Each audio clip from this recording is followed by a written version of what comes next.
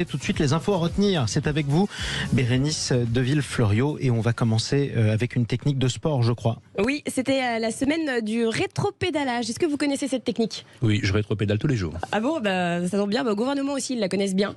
Surtout notre ministre de l'économie et des finances. Alors, petit rappel, juste avant de vous expliquer, pour vous resituer. Désormais, avec l'application de la loi Climat et Résilience, tout propriétaire bailleur doit réaliser un diagnostic de performance énergétique, dit DPE, pour le logement qu'il veut louer. Avec ce DPE, le logement obtient une note qui vont de A à G. G étant la plus mauvaise note, ce sont les logements qui consomment le plus de CO2, qu'on appelle aussi des passoires thermiques, et que le propriétaire va donc devoir rénover, puisque la loi prévoit également, en plus de ce DPE, un calendrier des interdictions de location des logements mal notés. Ça commence en 2025 avec l'interdiction sur le marché de la location des logements G. En 2028, ce sera les F qui seront interdits. En 2034, les E ne pourront plus être loués. Vous l'avez compris, c'est pour pousser les Français à faire des travaux de rénovation énergétique. Alors pour l'écologie, c'est très bien, sauf que premièrement, ça coûte cher des travaux, encore plus en période d'inflation. Et non, tous les petits propriétaires bailleurs ne sont pas riches.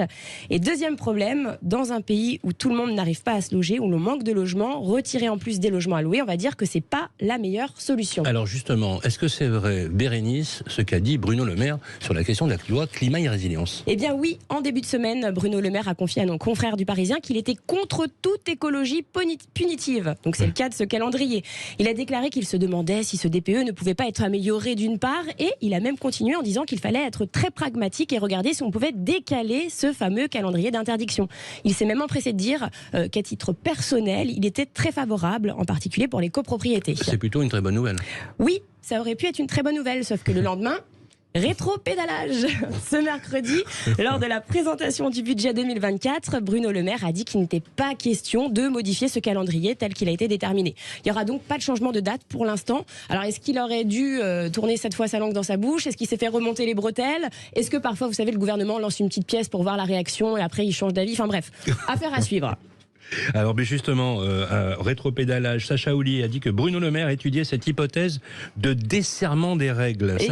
Et oui, un autre rétropédalage, Sacha Houlié, donc c'est un député qui est aussi président de la commission des lois à l'Assemblée nationale. Et voilà, il a dit que de trop nombreux Français se voyaient refuser un prêt à cause de règles trop strictes. Et il a dit que Bruno Le Maire réfléchissait à justement desserrer ces règles pour que les banques puissent prêter à nouveau à des ménages qui n'ont pas forcément des mauvais profils, qui pourraient emprunter. Et bien là, encore une fois, on s'apprêtait à crier victoire parce qu'il avait l'air plutôt optimiste, Sacha Houlié. Eh bien, que nenni, le ministère des Finances a décidé d'abandonner l'idée finalement. Fausse bonne nouvelle encore une fois. Là, une dernière info qui va nous donner envie de vous gratter. Et oui, alors on en parle beaucoup. Vous savez, les punaises de lit, c'est un fléau. Il y en a dans les hôtels, il y en a dans les trains, il y en a même dans les salles de cinéma. Attention, quand vous regardez un film. Et on en parle sur Sud Radio. Et ça pique.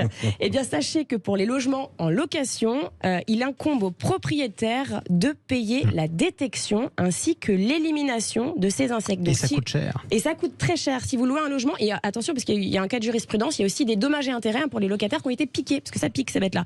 Sauf, attention, quand c'est le locataire qui les a introduits, mais il faut le prouver.